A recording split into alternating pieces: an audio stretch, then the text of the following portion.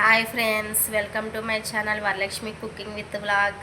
అందరూ బాగున్నారండి. మీరందరూ బాగుండాలని నేనైతే మనస్ఫూర్తిగా అయితే కోరుకుంటున్నాను. ఈరోజు నైట్ డిన్నర్లోకి అయితే పుల్కాలు పాలకూర కర్రీని అయితే ప్రిపేర్ చేస్తున్నాను. ఇప్పుడైతే వీడియో అయితే చూపిస్తాను. వీడియోలోకి అయితే వెళ్ళిపోదాం రండి. ఇప్పుడైతే ఆశీర్వాద్ గోధుమ పిండిని అయితే తీసుకుంటున్నాను. ఒక బౌల్లోనైతే మేమైతే 5 మెంబర్స్ కాబట్టి కొంచెం ఎక్కువగానే తీసుకున్నాను. దీనిలో సాల్ట్ వేసి పిండిలో కలిసేలాగా ఒక్కసారి అయితే కలుపుకోవాలి. ఇలాగా కలుపుకున్న తర్వాత దీనిలోకి అయితే చల్లని వాటర్ కాకుండా వేడి వాటర్ వేసి కలుపుకుంటే పుల్కాలు అయితే స్మూత్గా అయితే వస్తాయి. ఇప్పుడైతే వేడి వాటర్ అయితే కాచుకుని అయితే పక్కన పెట్టుకున్నాను. ఇప్పుడైతే వేడి వాటర్ అయితే పిండిలో కొంచెం కొంచెంగా వేసుకుంటూ ఇలా అయితే కలుపుకోవాలి. వేడిగా ఉంది కదా, నేనైతే నైఫ్తో అయితే ఇలాగైతే కలుపుతున్నాను. ఇలా కలుపుకున్న తర్వాత కొంచెం చల్లారిన తర్వాత అయితే చేతితో కలుపుకోవచ్చు. ఇదైతే కొంచెం చల్లారింది. ఇప్పుడు చేతితో బాగా కలుపుకొని ఒక ముద్దలాగా అయితే చేసుకొని దానిపైన కొంచెం ఆయిల్ అయితే అప్లై చేసుకుని కర్రీ ప్రిపరేషన్ అయ్యేంత వరకు అయితే పక్కనైతే పెట్టుకుంటే పుల్కాలు అయితే చాలా బాగా వస్తాయి. ఇప్పుడైతే దీని పైన మూత పెట్టి పక్కనైతే పెట్టేసుకోవాలి.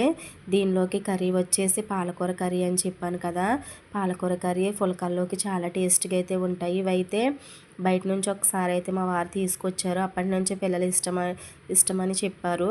అందుకే మా వారు నేను కూడా ఒకసారి ట్రై చేయొచ్చని ట్రై చేస్తున్నాము. ఇప్పుడైతే 3 కట్టల పాలకూరని అయితే తీసుకున్నాను. దీన్ని అయితే కట్ చేసుకుని శుభ్రంగా వాష్ చేసుకుని ఒక ప్యాన్లో అయితే పెట్టేసుకోవాలి. ఇలా పెట్టుకున్న తర్వాత అయితే దీనిలోను 6 పచ్చిమిర్చిని అయితే యాడ్ చేస్తున్నాను.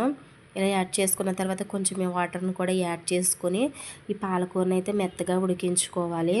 దీనిలోకి అయితే 2 ఆనియన్స్ 2 టమోటాస్ అయితే కట్ చేసుకుని కూడా పక్కన అయితే పెట్టుకున్నాను. ఇప్పుడు పాలకూర అయితే ఉడికిపోయింది. ఈ ఉడికిపోయిన పాలకూరని అయితే వాటర్లో నుంచి అయితే తీసేసి ఒక మిక్సీ జార్లోనైతే వేసుకొని మెత్తని పేస్ట్ లాగా అయితే చేసుకోవాలి. ఈ కర్రీ అయితే చాలా బాగుంటుందండి.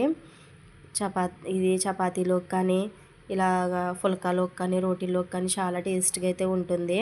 ఇప్పుడైతే ఒక ప్యాన్ అయితే పెట్టుకొని దీనిలోకి కొంచెం ఆయిల్ అయితే వేసి జీలకర్ర అలాగే కొంచెం కచ్చాపచ్చాగా దంచుకున్న వెల్లుల్లి రెబ్బలను కూడా వేస్తున్నాను. ఇవైతే ఫ్లేవర్ కోసం అయితే వేస్తున్నాను. మన ఇష్టము, వేసుకుంటే వేసుకోవచ్చు లేకపోతే లేదు. నేనైతే ఫ్లేవర్ బాగుంటుందని అయితే వేసాను. ఇలా వేసుకున్న తర్వాత ఆనియన్ ముక్కలను కూడా వేసేసి ఇవి కొంచెం మగ్గిన తర్వాత అయితే టమోటా ముక్కలను కూడా వేసేస్తున్నాను. ఇలా వేసిన తర్వాత అయితే ఇవి మగ్గడం కోసం కొంచెం సాల్ట్ కొంచెం పసుపును కూడా యాడ్ చేసుకుంటే బాగా మగ్గుతాయి. ఈ కర్రీ అయితే చాలా బాగుంటుందని చెప్పాను కదా, మీరు కూడా ట్రై చేయండి ఫ్రెండ్స్. నేను ఎలా చేస్తానో కూడా కామెంట్ అయితే చేయండి. ఇప్పుడైతే ఇవి బాగా మగ్గిపోయిన తర్వాత కొంచెం గరం మసాలాను అయితే వేస్తున్నాను దీనిలోను. ఇలా వేసిన తర్వాత తగినంత కారాన్ని కూడా యాడ్ చేసుకుని ఇప్పుడు ఒకసారి కలుపుకొని అయితే దీనిలో మనం ముందుగా పేస్ట్ చేసి పక్కన పెట్టుకున్న పాలకూర పేస్ట్ని కూడా దీనిలో యాడ్ చేసేసుకోవాలి. ఇలా యాడ్ చేసుకున్న తర్వాత అయితే నేను దీనిలో ఇంకొక ఇంగ్రీడియంట్ కూడా వేస్తున్నాను. అదేంటంటే పచ్చిశనగపప్పు అండి.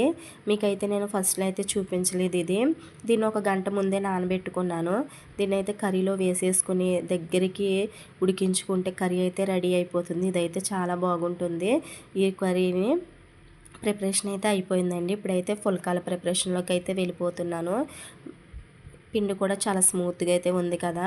ఇప్పుడైతే దీన్ని ఇలా అయితే చేసుకున్న తర్వాత మా వారైతే నాకైతే హెల్ప్ చేస్తున్నారు.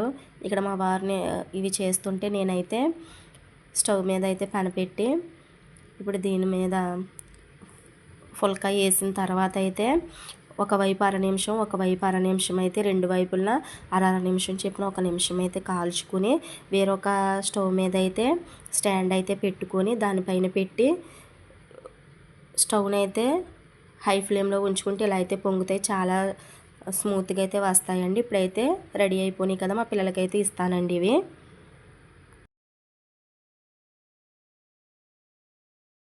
పుల్కాలు పాలకూర కర్రీ అయితే రెడీ అయిపోయింది. పిల్లలైతే తింటున్నారు. ఎలా ఉందో అడిగైతే చెప్తాను.